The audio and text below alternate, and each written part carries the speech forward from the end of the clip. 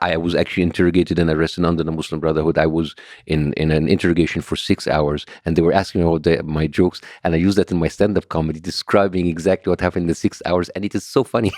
Okay, well, it's hilarious. But what? Slow down. You were interrogated by the Muslim Brotherhood, the general prosecutor, and it was based because of complaints by the officials in the government. Because in order the general prosecutor to do it, it has to have a high up mandate to bring that person to questioning. Oh, so they went through kind of official channels.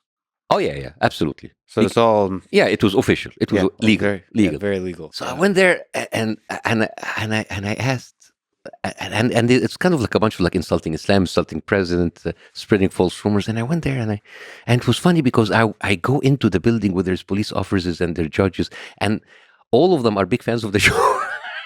And some of them were taking pictures of me. And then I'm sitting there, and it was the most ridiculous interview ever because he was asking me about my jokes. It's like, what did you mean by this joke? And it's like, nothing. And it was there for 6 hours. He's just reading. He was reading my joke, and he's reading the jokes, and the junior judge is sitting there, like cracking up. It's like, oh, I remember that. It's like, guys, that's dark. It's kind of like, and I'm laughing, but in the same time, it's like the whole situation is ridiculous. But then at the end, I was released on bail, so I went back to my show. And I make fun of that.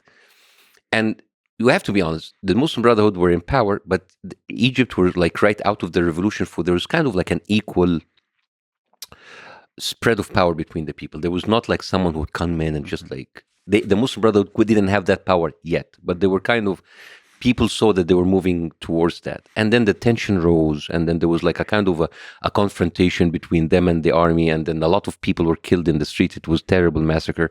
And then suddenly I am blamed for all of that. It's like, you made fun of us, so now it made it easier for people to kill us. Like, dude, come on. You're doing that to me too. I just did it better than you. And the fact that you sided with the same people that flipped against you, that's not my fault. Did you criticize the army at all? So after that show, I did like one episode against the army, and I was canceled the next day. And then I went to another channel, did 16 episodes in a different season, and I was walking on eggshells. And then that was canceled again. And then the production company that was doing my show, that we severed ties because we didn't have the show. They had their offices raided. I have people like having death threats. So I woke up one day, 11th of November, 2014, and my lawyer said, like, leave the country right now. There is this legal case that they kind of like, they're coming for you. But I said, like, you cannot, it was an arbitration case, and I lost against the channel that basically canceled me. And it said, like, and I told him, but there's no jail time in arbitration. It's like, yeah, tell that to the judges, leave. So I jumped on a plane. The verdict was 12 noon, 11 November, 5 afternoon. I was on a plane, left Egypt, and I never came back since then. Was there a worry of non-legal things like assassination? I can tell you something. I was so stressed because of the show, because of everything. Sometimes I would wake up in the morning and I hope that like bullet will come and finish everything because I was so stressed. It's like I would love, because I'm too much of a chicken to kill myself. So I would like rather have someone else do it for me.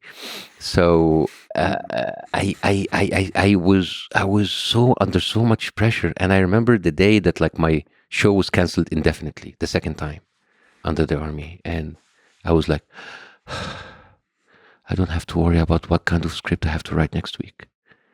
Because this is, remember when you asked me about like that tweet, about like all of those accusations doesn't bother me.